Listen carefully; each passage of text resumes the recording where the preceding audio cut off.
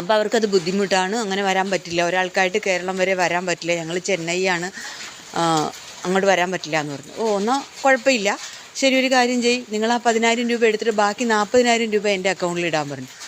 അപ്പോൾ അവർക്കത് ബുദ്ധിമുട്ട്, അതും പറ്റില്ല, അങ്ങനെ ചെയ്യാൻ അവർക്ക് പ്രൊസീജിയർ ഇല്ല എന്ന് പറഞ്ഞു. ശരി. അപ്പോൾ ഞാൻ ചോദിച്ചു, പിന്നെ ഞാൻ എന്താ ചെയ്യേണ്ടതെന്ന് ചോദിച്ചാൽ, 10,000 രൂപ മേഡം ഞങ്ങളുടെ അക്കൗണ്ടിൽ ഇട്ടേ പറ്റുള്ളൂ, എത്രയും പെട്ടെന്ന് 10,000 രൂപ ഞങ്ങളുടെ അക്കൗണ്ടിൽ ഇടുക എന്ന് പറഞ്ഞു. ഇങ്ങനെയൊക്കെ ജീവിക്കുന്നതിലും ഭേദം വേറെ എന്തെങ്കിലും ജോലി ചെയ്യാൻ പാടില്ലെന്ന് ചോദിച്ചു. ഞാൻ എന്താ മന്ദബുദ്ധിയാണോ എന്ന് ഞാൻ ചോദിച്ചു. ഇത്രേ പറഞ്ഞ് തീർന്നു. ഇനി മേലിൽ എന്നെ കോൺടാക്ട് ചെയ്യരുതെന്ന് ഞാൻ പറഞ്ഞതിനിടയ്ക്ക് കട്ട് ചെയ്ത് കഴിഞ്ഞില്ല. വാട്സപ്പിൽ നിന്ന് ഓൺലൈൻ വിളിച്ചിട്ട് അവർ തെറി.